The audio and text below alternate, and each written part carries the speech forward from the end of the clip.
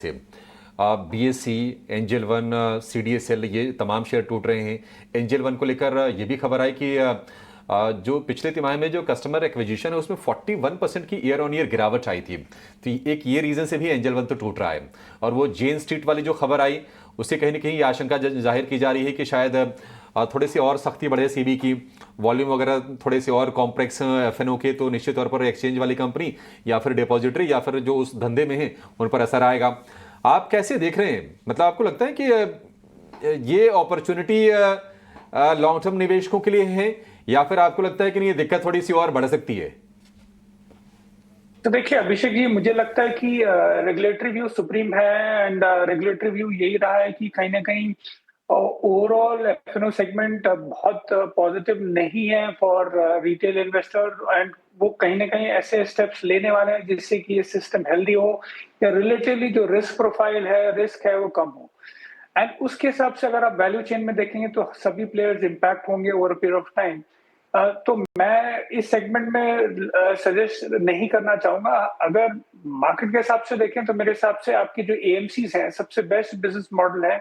काफी neat and clean business model है, plus उनको अभी आपने एक नया असेट कैटेगरी भी दिया है जहां पे वो लॉन्ग एंड शॉर्ट दोनों की चीजें कर सकते हैं। तो मेरे हिसाब से एएमसीज सबसे बेस्ट वे है मार्केट के, अगर आपको market related upside play out करनी है, जिसमें एचडीएफसी एमसी या निप्पॉन मेरे सबसे बेस्ट प्लेयर हैं। तो आई थिंक एएमसी सबसे बेटर बिजनेस मॉडल है, in fact better than insurance also.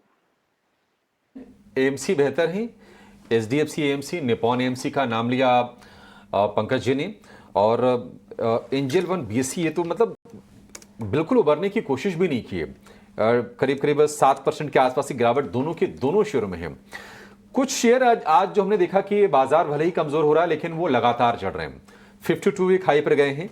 मैं नाम लेता हूं, जरा शेयर दिखा दीजिएगा। डिवीज लैब आज 52 वीक के हाई पर पहुंचा है। लॉरस लैब्स पहुंचा है।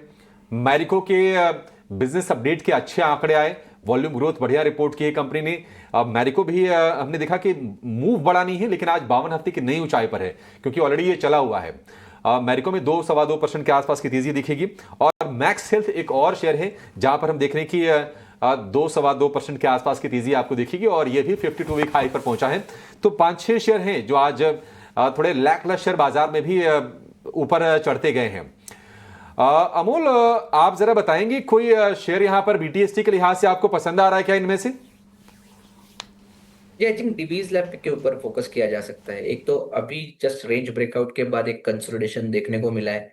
मुझे लगता है ओवरऑल भी अच्छा सेटअप है। वीकली कैंडल भी आज अगर हम देखते हैं तो एक स्ट्रांग बुलिश कैंडल है, और वीकली कैंडल इंडिकेट कर रही है कि ये अप ट्रेंड कंटिन्यू रहने के चांसेस काफी ज्यादा लग रहे हैं। मुझे लगता है 6860 6850 एक सपोर्ट स्टॉप लॉस पकड़ के अगर कोई कैरी कर रहा है तो ऑन द हायर साइड कहीं ना कहीं ये 7000 तक भी रैली करने के चांसेस चार्ट्स पे दिख के आ रहे हैं।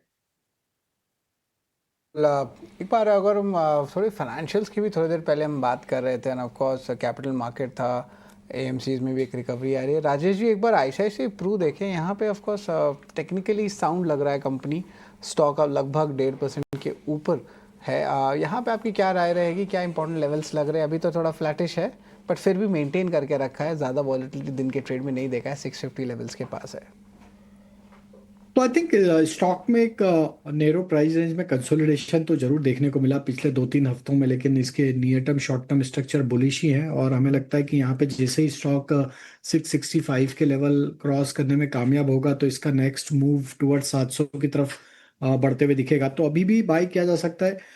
नीचे में स्टॉप लॉस रखना होगा करीब 638 का। अपसाइड के टारगेट हमें लग रहा है 665 पहला होगा, देन उसके बाद 700 रुपए तक की चाल इसमें बनते हुए दिख सकती। तो ओवरऑल स्ट्रक्चर बुलिश है। स्ट्रक्चर जो है आईसीआईसीआई प्रू, इस पे जो है ऑफ कोर्स एक बुलिश नजरिया भी है। अमोल जी, आपके पास कुछ है, कुछ इंपॉर्टेंट स्टॉक यहाँ पे